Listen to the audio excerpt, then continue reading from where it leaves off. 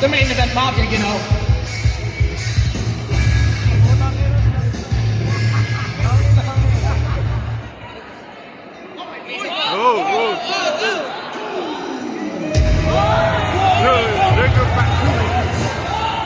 Is it him?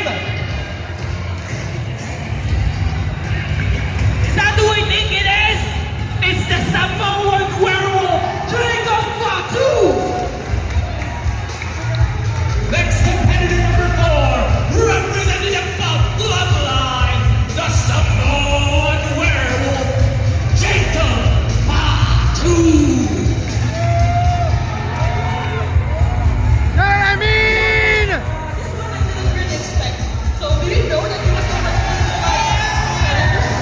Maybe not, but I can assure you that Jacob Fatu is a beast. He has been called the Samoan werewolf for a reason. He's deadly, and he will whatever it takes to become a champion, for himself, but most of all, for his bloodline, for the family. Are you betting on him? I'm not sure. My money is any between of these men who wants to become Pinoy champion, but I don't know with this final participant. Mine is for Steve all the way. What? I can't believe this is happening. Is it really part?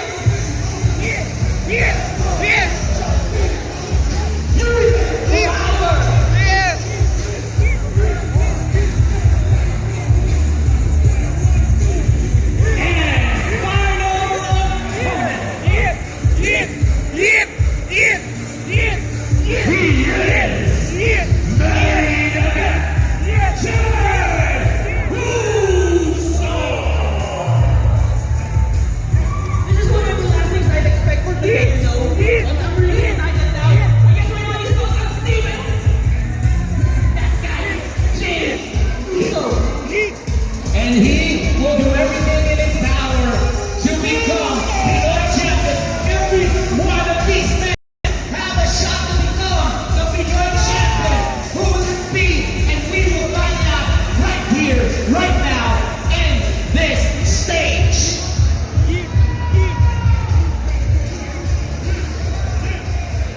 And ladies and gentlemen, again, this is a fatal five-way match. The very first person to gain a pinfall or submission will be crowned Pinoy champion. And again, it's every man for himself. And to remind you guys, anything goes with this match. Again, no disqualifications, no countouts.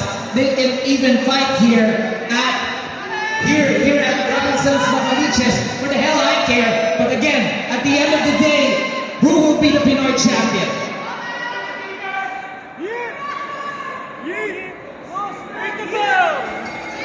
And here we go. The match has started, and look at this, brother. And look at this Paquito guy. He thinks he's part of the blood, right? Oh my God!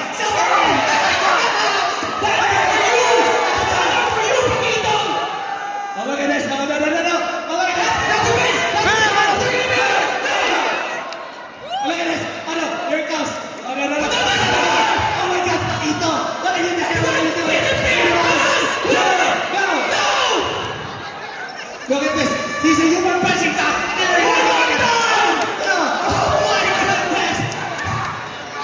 And look at this. They're eyeing Paquito like a... Oh no! Oh no! This is... Oh no! I am laughing my ass off. We need to remind you that anything goes with this match, so it doesn't matter if they came up on you. Again, looks like the alliance of the Main Event Mafia and all hell's breaking loose tonight. It's a very fine way for the Pinoy Championship. You gotta admit it. This is entertaining. Well, at least they know their eyes off the people now, right? We can take a expert hit, But maybe look at this. Jacob Fatu! So, look at this. No, look at this. Jacob Fatu is and look at this. Paquito and JB right now going in with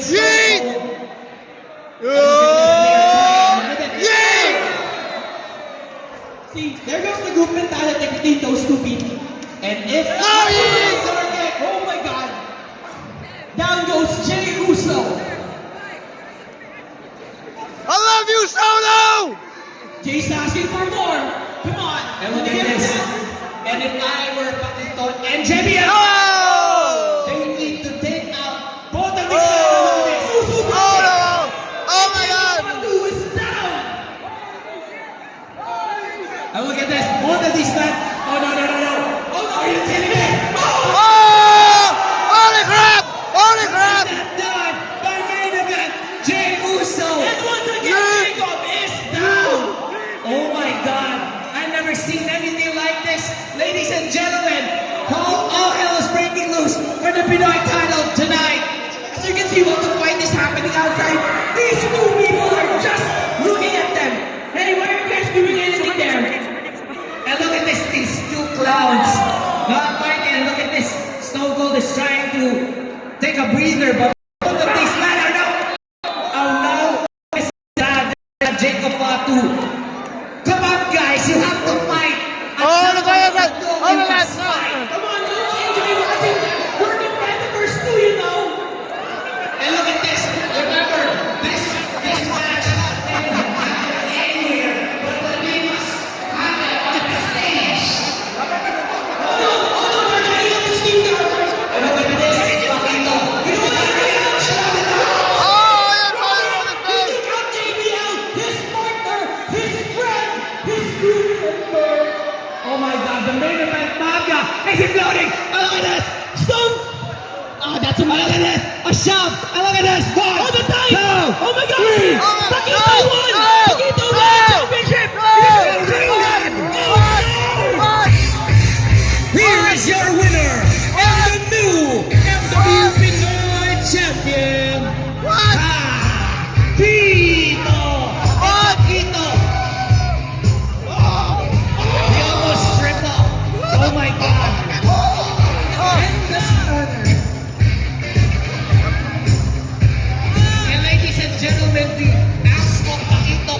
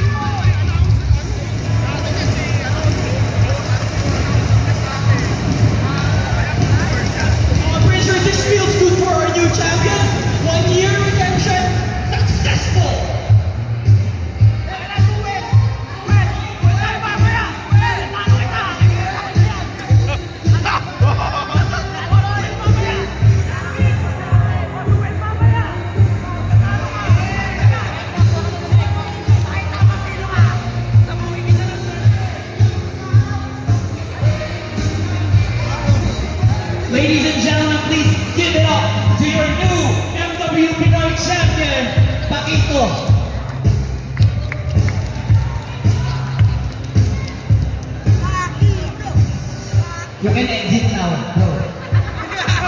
Come on, get out! Come on, get out now! You're the one! Sinasamantala mo yung pagkakataon, my God. Okay. So, first of all, I would like, can you give a round of applause not only to our new champion, but to all of our presenters here for MW. Give them a round of applause, please. Well deserved. Woo! Woo! Now, bago po namin tapusin ito presentation namin, normally, we do like that, championship celebration. Minsan din, bugbugan, as you can see, pakasing na Jay Cocato, and Jay is still fighting, alam na naman tapos ang laban. Pero, I need to come up here and have this announcement to you because, fun fact guys, dito ako nag-start. Dito ako nag-start na mag-commentate for MW dito sa meeting na to in the same event.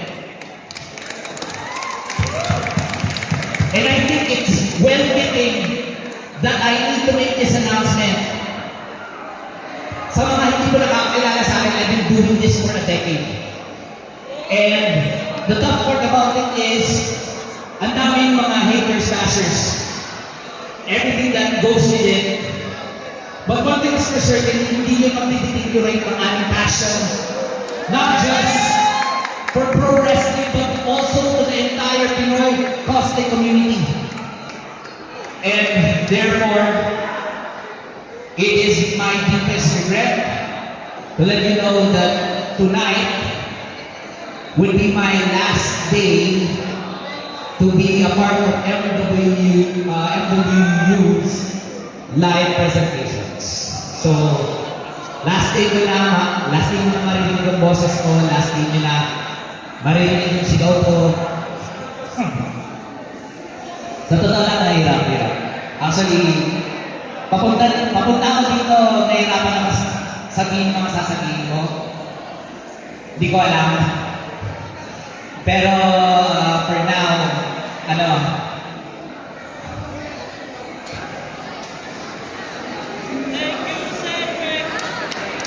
Thank you, Cedric! Thank you, Cedric! Thank you, Cedric! Sa totoo lang, guys, when it was presented to me na dito ako mag-last show, mag-last commentary, what a way to end out with this. And I know, konting oras na lang tayo, I understand that. Pero, could you do us one favor? Kasi, I wanted to do this something special because someone who had reignited my passion for professional wrestling, nung medyo nawawalan na ako ng passion sa sarili ko kung anong gagawin ko. Someone who held this title around my waist, who's currently a champion right now. His name is Kenny Omega.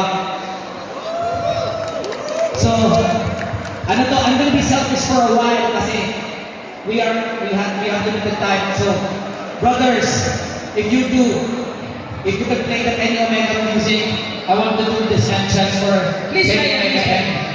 Yeah, you deserve this spotlight. Sa mga hindi nakakaalam, doon sa pangatlo namin POE, nakasama siya sa amin. So, ngayon din, technically, mawawala siya sa amin, pero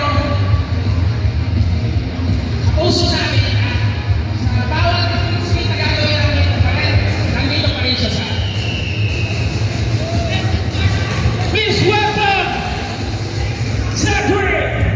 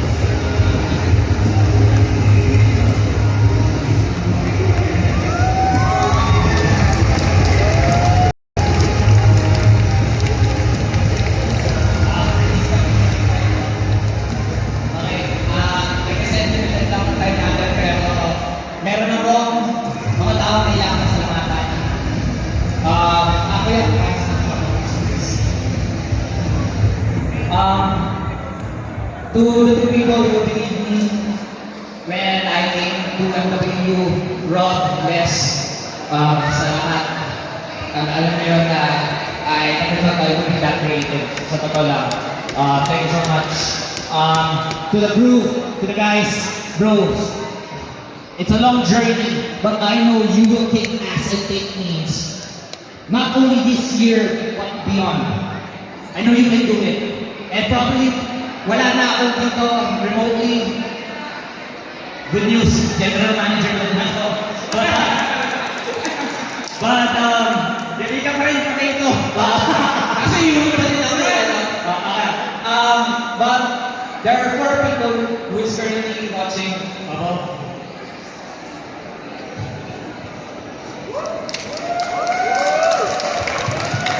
Sa dad ko, kay Lola Anday, who just recently passed last March. Sa lolo ko, and to my Lola Shoni, guys, I may not be a perfect person, but I'm trying. I'm trying. And thank you. Thank you. I know you guys are watching above, not just me, but my family. Salamat, salamat.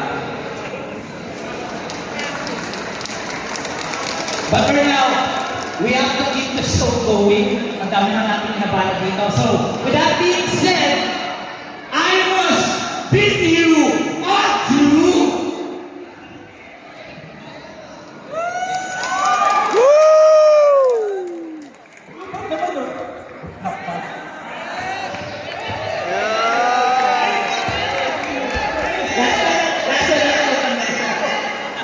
Okay, here we go. So, I think it's time for us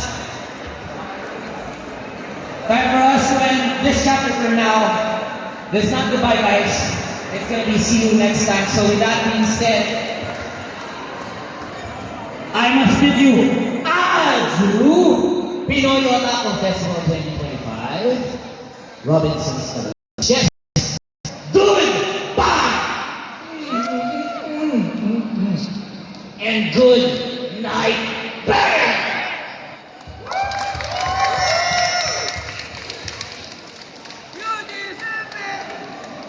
See you later. Oh! Pin him for the title, pin him. 1, 2, 3.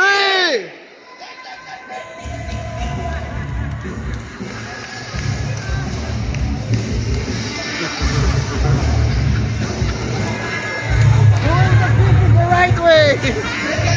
Please show respect for Sandy for his last day sa FW Live Event and Commentary. Salamat po sa kanya doon. Let's keep the show running. Lastly, thank you to Take All. Go!